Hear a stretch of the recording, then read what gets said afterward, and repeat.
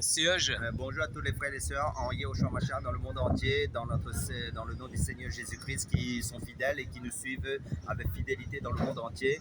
Nous allons parler sur le thème du Père, du Fils et du Saint-Esprit qui est une seule, en fin de compte, un seul être. Mais maintenant, en fin de compte, nous allons mieux expliquer cela. Mais avant d'apporter ce message, nous allons prier, placer ce moment entre les mains du Seigneur. Père, dans le nom puissant du Seigneur Jésus-Christ, merci pour ta présence, merci pour ta bonté, merci pour ta fidélité, merci Seigneur de nous conduire par ton Saint-Esprit dans ton message. Seigneur, donne-nous la compréhension, donne-nous le langage selon toi, Seigneur, pour apporter l'explication de ta parole, Seigneur, car c'est toi qui remplis nos bouches, comme tu dis, ouvre ta bouche, je la remplirai. Oui, Seigneur, je te rends grâce, je te bénis, Seigneur, pour toutes tes merveilles, Seigneur, que tu as déposées dans nos cœurs, dans nos bouches, Seigneur, pour communiquer ta parole, pour nous édifier et pour édifier mon frère, ma soeur, dans la continuité, dans la foi, en Yahushua Mashiach, notre Seigneur Jésus-Christ, qui est notre Père, qui est le Fils de Dieu, qui est le Fils de l'homme, qui a plusieurs aspects dans le nom puissant du Seigneur Jésus-Christ. Amen. Bonjour, Amen, Alléluia. Cet enseignement est toujours en bilingue, créole La Réunion. Après aussi, mon frère qui est à l'aise en français. Frère, c'est juste pour te poser une question. Et on voit souvent que tu n'as pas aucun papier de ta main. Pourquoi tu nous enseignes comme ça? Tu es un...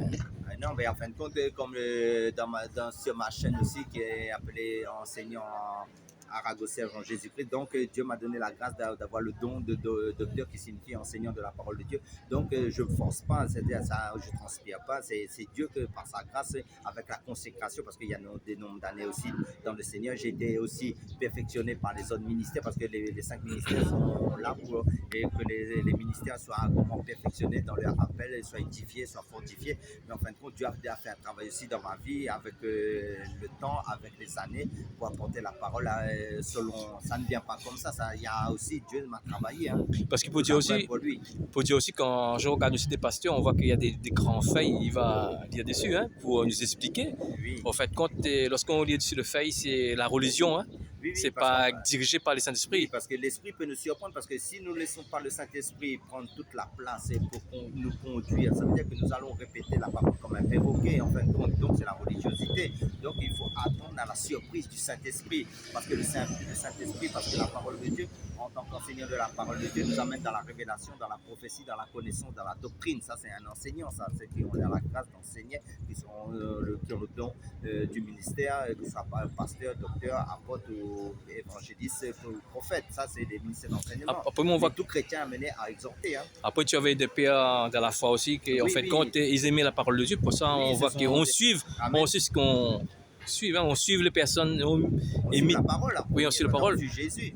Donc, c'est le Seigneur, selon la grâce qu'il a déposée dans nos vies, en fin de compte, c'est lui qui nous conduit à porter ta parole. En fin de compte, nous ne faisons pas inventer les choses, nous faisons que dire ce qu'il a déjà dit depuis le Seigneur a donné sa parole dans les Saintes Écritures. Parce que tu as dit aussi l'autre fois, si on masse des sages, on va devenir des sages. Et si on masse des personnes qui aiment l'hypocrisie, qui aiment la calomnie, on va devenir comme eux. Amen. Ça veut dire que dis-moi qui tu fréquentes, je dirais qui tu es. C'est comme un adage dans le monde, nous parle de ça. Ça veut dire que si toi, tu cherches la présence du Seigneur, tu cherches les choses de Dieu, mais Dieu, en fin de compte, par son esprit, tu demandes l'aide du Saint-Esprit. Parce qu'on est à l'école du Saint-Esprit, c'est le Saint-Esprit qui va nous enseigner, qui va nous conduire par par lui-même, qui est l'Esprit du Père, l'Esprit de Jésus, en fin de compte, pour nous conduire dans sa vérité, pour nous édifier, pour nous fortifier, pour nous construire. Si tu masses des gens qui aiment la prière, forcément, tu vas devenir un homme de prière. Oui. C'est tout à fait normal. Le Seigneur dit les mauvaises compagnies corrompent les bonnes mœurs. Mais ça veut dire quoi? Nous devons faire attention avec qui nous collaborons. Si nous collaborons avec des frères et des sœurs vraiment qui sont du Seigneur, mais nous allons avancer, c'est sûr. Mais maintenant, nous allons avoir une intimité personnelle avec la parole, avec le Seigneur, avec la prière, avec l'adoration, plus intensivement. Mais en fin de compte, si ils vont te donner, en fin de compte, tu vas être encore plus motivé par le Saint-Esprit, tu vas être encore plus zélé, tu vas être encore plus attisé dans le feu de l'Esprit. Tu dis aussi, on masse ce qu'on ressent. Comment tu dis ça?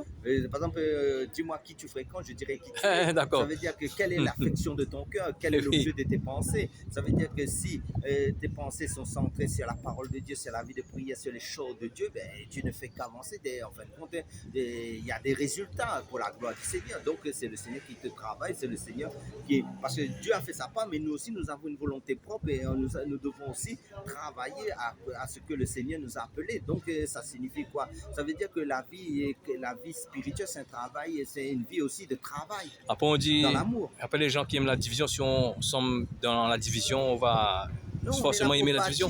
pour bâtir. Le but, c'est de bâtir, de construire. Ceux qui sont dans la division, ceux qui sont dans la distraction, dans les choses vaines, en fin de compte, nous, on ne reste pas sans pression, on avance. Parce que toi, qui es un homme qui a beaucoup d'expérience aussi, parce qu'en fait, quand tu as dit l'autre fois, c'est vrai, hein, parce qu'on va rester inactant sur parler d'une personne, hein, et On perd ça, du temps. c'est pas évident, hein.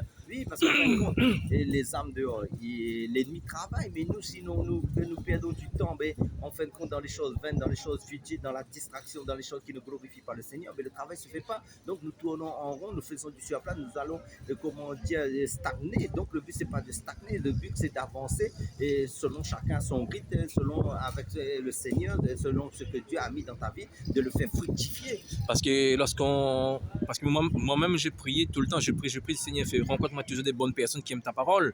Après, le Seigneur écoute ta prière, hein, parce qu'il va exaucer, parce que les personnes qui ne veulent pas vraiment apprendre ta parole, qui aiment tout le temps parler sur les gens, le Seigneur va te séparer, hein, et C'est vrai. tu as eu Parce des que Dieu expériences. enlève tous les branchements, ça veut dire Dieu fait le nettoyage, mais maintenant la première personne que nous devons être plus en intimité, c'est avec le Seigneur en premier. D'accord. Frère, ça, on va parler un peu le Père, le Fils, le Saint-Esprit. C'est... En fin de compte, dans l'ancienne alliance, il nous parle du Père. Parce que le Fils n'était pas encore révélé. D'accord. C'est dans la nouvelle alliance qu'on révèle le Fils. Ça veut dire qu'il faut comprendre la parole de Dieu. La parole de Dieu, la Bible est composée, en fin de compte, si tu vois bien de Genèse à Malachie, je pense c'est Malachie ou Zacharie. Là, on ne parle que du Père. D'accord. Dieu Tout-Puissant, on parle de l'Éternel, on parle de Yahweh, on parle d'Elohim, d'Eloah, de El, ça c'est le Père. Mais le Fils n'était pas encore révélé. Rappelez-vous l'histoire d'Abraham. Abraham, quand Dieu lui a demandé son fils en sacrifice, et à un moment donné, il amène son fils à la montagne de Morisha. Et arrivé à la montagne de Morisha, il allait tuer son fils parce qu'il était obéissant à la volonté de Dieu. Il allait tuer son fils, mais ce n'était pas encore le temps du fils. Dieu a pris un agneau. Là, c'était le temps du Père. Ouais, d'accord. Le Père n'était pas encore, et c'était le temps du Père, le Fils n'était pas révélé. Mais dans la nouvelle alliance, le Fils est révélé. Mais maintenant, le Fils est révélé, mais quand l'Église est née maintenant, le Père, le Fils et le Saint-Esprit. Mais maintenant, Jésus il dit, après qu'il sera ressuscité, restez dans la chambre haute. En fait, je vous enverrai le consolateur. Ça veut dire le paraclet, le consolateur, l'Esprit Saint. Là, nous sommes dans le temps de le Saint-Esprit. Ça veut dire que l'Église a été mandatée par l'Esprit de Dieu pour faire l'œuvre de Dieu. Sans le Saint-Esprit, nous pouvons. Ça veut dire que ce qu'il faut comprendre, la Bible est composée de 3 parties qu'il faut comprendre. Ça veut dire la première partie de Genèse à Malachie, Zacharie. Le dernier livre avant les évangiles, en fin de compte, c'était le temps du Père. Mais maintenant, sous Jésus, les évangiles nous parlent, les 4 évangiles nous parlent du Fils. Mais maintenant, le Nouveau Testament qui commence à partir des Actes des Apôtres, c'est pas en fin de compte parce que Jésus est né sous la loi. Ouais, d'accord. Donc Jésus, le Fils est venu sous la loi. Mais maintenant, l'Église, depuis les Actes des Apôtres, que l'Esprit a été donné, on parle de l'Esprit, ça veut dire du Saint-Esprit. Donc, le Père, qui représente le Christ même, Yahushua Mashiach, le Fils, qui représente, en fin de compte, les 3, en fin de compte, l'homme est composé, pour venir aussi, l'homme est composé de 3 parties, du corps, de l'âme, et de l'esprit. L'esprit, c'est la partie, c'est le lieu saint, le lieu très saint. Le corps, c'est le corps. Amen, vas-y. Juste pour poser la question, hein, et en fait, compte, hein, la Trinité, parce que lorsque les gens te disent la Trinité, non. Parce que souvent, il y a la majorité des christianistes, on parle de la Trinité, hein, parce qu'il n'est pas écrit dans la Bible la Trinité. Hein. Oui, en fin de compte, ce qu'il faut comprendre, le catholicisme, ça c'est une doctrine qui vient du catholicisme. En fin de compte, le catholicisme a intellectualisé Dieu en 3 parties. Ça veut dire que le Père, c'est une entité pour eux. Le Fils, c'est une autre entité. Il distingue alors. Hein? Il distingue. En fin de compte, les 3, c'est le même être, en fin de compte. Mais, en fin de compte, Dieu se révèle dans plusieurs aspects. En fin de compte, c'est ça qu'il faut comprendre. Ça veut dire que c'est pour ça que si on n'a pas l'esprit, le Saint-Esprit, en fin de compte, et on n'est pas conduit par l'Esprit de Dieu, en fin de compte, nous allons intellectualiser, nous allons raisonner avec la parole de Dieu. C'est pour ça que beaucoup de personnes ne sont pas nées de nouveau aussi, à cause de cette doctrine de la Trinité. Parce que Dieu n'est pas Trinité, il n'y a pas trois dieux en un. Moi, je réponds aussi. J'étais sur une chaîne de télévision la dernière fois. En fin de compte, quand Dieu le Père, le Fils, le Saint-Esprit, ce sont des fonctions, hein, des titres de fonctions, parce que toi-même, tu as plusieurs fonctions. Moi-même, j'ai plusieurs fonctions. Toi, tu travailles, tu es aussi enseignant et tu es oncle aussi. Hein. Oui, c'est comme les hommes qui sont au pouvoir. Il y a certains qui sont pères et qui sont ministres, qui sont à la fois. Ça veut dire que l'homme a plusieurs fonctions. C'est des fonctions en fin de compte. Mais en fin de compte, quand il nous parle, maintenant nous allons parler un peu pour commencer du Père. Parce qu'en fin de compte, Dieu, il nous dit dans le livre de Timothée, Dieu a été manifesté en chair, vu des hommes prêcher aux nations, vu des anges, et ça veut dire prêcher aux nations. Ça veut dire que Dieu, d'état d'esprit, il est venu sur terre en tant que chair. Il s'est limité en tant que chair parce qu'il fallait qu'il nous sauve en tant qu'homme. Parce que pour combattre l'ennemi, il fallait un homme. Ça veut dire que Dieu n'est pas venu sur la croix en tant que Dieu pour combattre l'ennemi. Ça veut dire qu'il était, parce que comme Adam, comme il a créé l'homme à son image, donc il s'est humilié, s'est rabaissé pour nous servir. Enfin, c'est pour ça que Jésus dit, je ne suis pas venu être servi, mais pour servir. Servir qui? Servir l'humanité pour le leur salut. Donc là, c'est le côté, le Père, lui, d'état d'esprit, il s'est fait chair. Mais maintenant, regarde, maintenant, il fallait le Saint-Esprit pour que lui travaille dans son ministère. Donc, en prenant le baptême, il a reçu l'Esprit sans mesure. Il n'y a que lui qui a l'Esprit sans mesure. Après, et là, on voit le côté du Père. Parce qu'en fait, quand Jésus, c'est lui-même le Père, parce qu'il a quitté la position Père pour venir. Oui, oui. Et comme serviteur, comme Jean, Matthieu 20, verset 28, c'est ainsi que le Fils de l'homme est venu, non pour être servi, mais pour servir et donner sa vie comme la rançon de plusieurs. Hein, parce qu'en fait, il a quitté la position Père, venu comme serviteur. Parce qu'il fallait qu'il meure avec nous en tant qu'homme. C'est-à-dire que pour nous sauver, il fallait un homme. Parce que, comme un boxeur, un poids, par exemple, dans la boxe, un boxeur de 60 kg ne va pas bagarrer, ne va pas combattre avec un boxeur de 100 kg. Il faut que les deux soient au même poids, ça veut dire 60 kg, 60 kg, 80 kg, 80 kg. Mais Dieu, c'est un Dieu d'équité, ça veut dire de justice. Donc, il ne va pas combattre l'ennemi, il a combattu l'ennemi en tant qu'homme. Vous voyez? Mais maintenant, ça veut dire quoi? Ça veut dire que Dieu, le Père, ça veut dire que, regarde dans 1 Jean chapitre 5, verset 20, il nous est dit, Dieu nous a donné l'intelligence pour connaître le véritable, et nous sommes dans le véritable en son Fils. Jésus-Christ, c'est lui le Dieu véritable. Là, il parle du Père. Ben oui, parce qu'en fait, quand dans Philippiens 2, verset 5, qu'on regarde, 6, 5, qui dit comme ça, ayant vous le sentiment qu'était en Jésus-Christ, lequel existant en forme de Dieu n'a pas regardé comme une proie arrachée et d'être égal avec Dieu, Amen. mais s'est dépouillé lui-même en prenant une forme de serviteur, en devenant semblable aux hommes et ayant paru comme un simple homme. Mais il a quitté la position Père d'un corps de chair, d'un théophanie. Amen. Là, il est venu comme serviteur. Pour ça, on dit comment Jésus, le Père plus grand que moi, avait dit comme ça, et la chair, l'esprit plus grand que la chair, parce que là, on parle de l'humanité. Hein. En tant que serviteur, ça veut dire que là, regarde bien, à un moment donné, le côté humanité de Dieu ne peut pas être le Père. Parce qu'on avait dit 100%, Jésus est 100% homme et 100% Dieu. Là, on parle de l'humanité. L'humanité en tant qu'homme, parce qu'en fin de compte, la chair est limitée. Ça veut dire que Jésus était 100%. Ça veut dire que l'esprit qui était en Jésus, c'était pas comme nous. Nous, on recevra un acompte de l'esprit. Ça veut dire une partie de l'esprit pour travailler chacun selon sa grâce qu'il a reçue dans le Seigneur. Mais Jésus avait l'esprit sans mesure. Il nous parle dans l'évangile de Jean. Ça veut dire que lui, il est le. Regardez, pendant la tempête sur la mer, il parle à la mer, dit tais-toi. Qui peut parler à la création comme ça s'il n'a pas que le Père? Donc, c'est Jésus, l'esprit en lui. Ça veut dire, regarde aussi, quand il est monté sur la montagne de la transfiguration.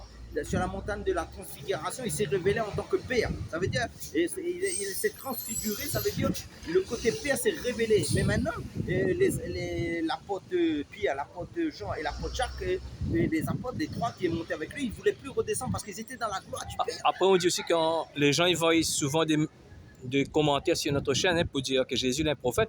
Amen, alléluia, il est prophète. Mais pour dans la Bible. C'est le prophète des prophètes. Hein? Oui, mais dans la Bible, il n'est pas simplement prophète pour le Coran. Mais Jésus, dans la Bible, il est Père, il est Fils, Saint-Esprit, l'agneau de Dieu, le pain de vie. Il y a plusieurs fonctions, pour plusieurs titres. Hein? Oui.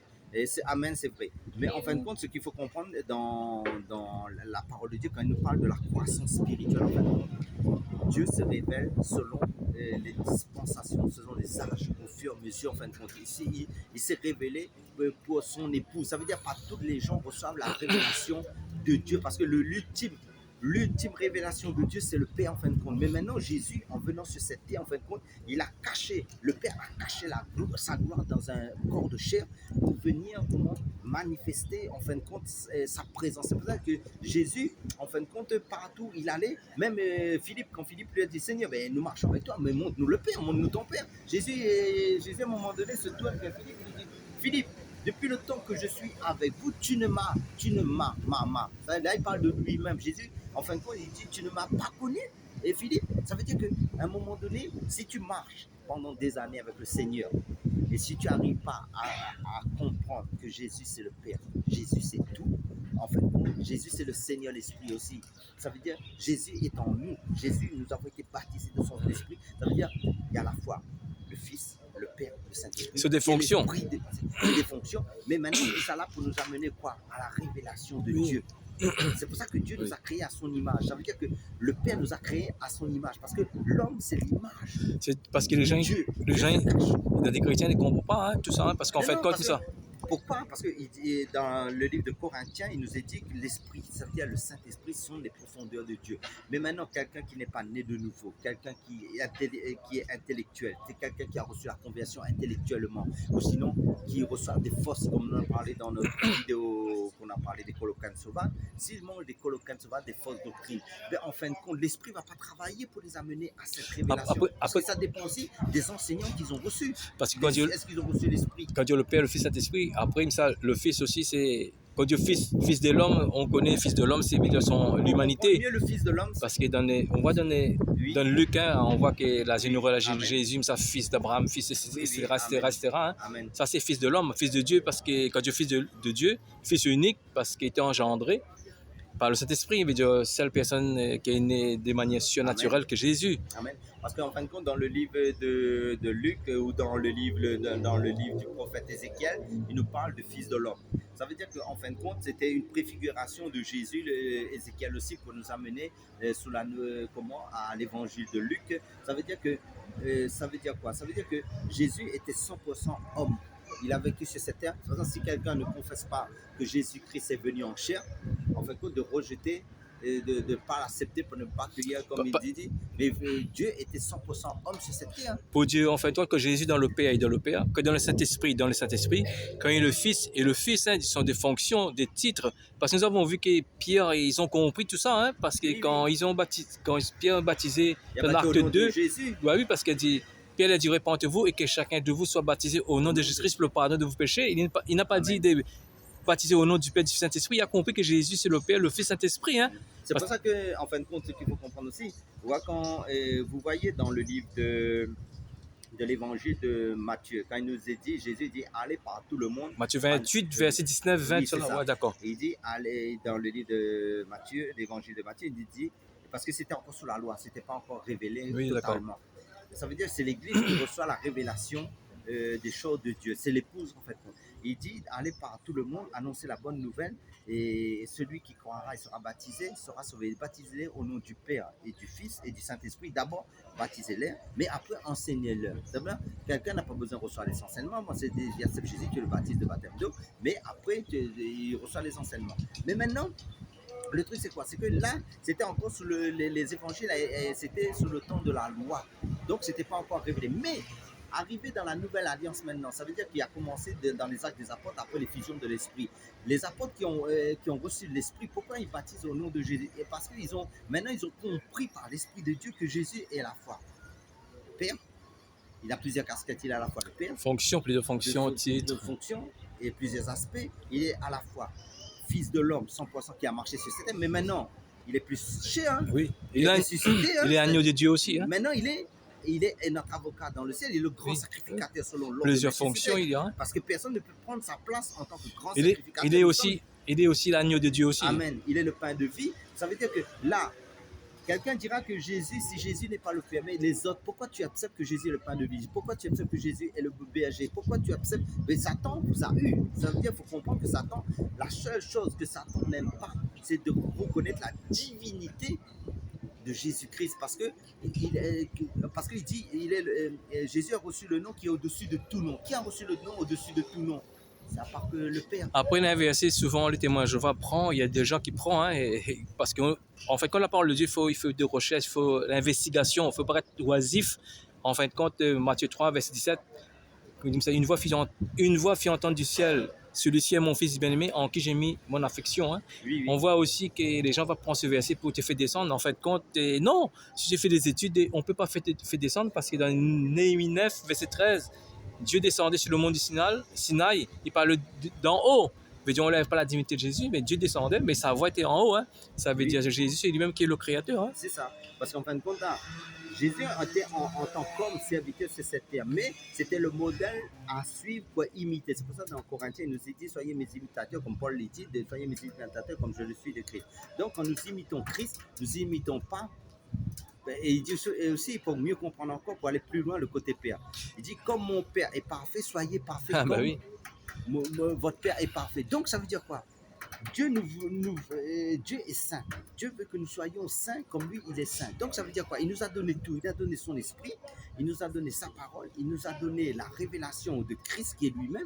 Donc, ça veut dire que dans Matthieu, quand vous lisez dans le sermon de la montagne, et vous lisez le chapitre, je pense, 5, 6, 7, vous allez voir, il dit, soyez parfaits comme votre Père Céleste est parfait. Et c'est les gens, ils raisonnent beaucoup, hein, là, parce que Dieu parle d'en haut.